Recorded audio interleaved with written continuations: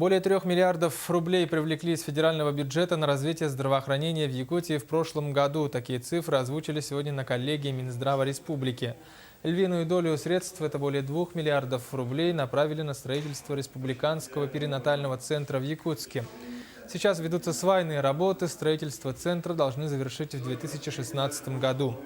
Также в этом году продолжится строительство 5 медучреждений и 4 фельдшерско-акушерских пунктов, в том числе горбольница номер 3, специализированный дом ребенка, детский туберкулезный санаторий.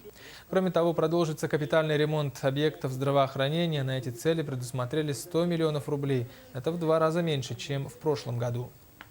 Сегодня у нас имеются проблемы с капитальным ремонтом, здания те, которые есть, но я думаю, что, наверное, необходимо разрабатывать новый финансовый механизм привлечения, может быть, инвестора. Одному Министерству здравоохранения сегодня одной республики построить такие большие объекты, это достаточно сложно.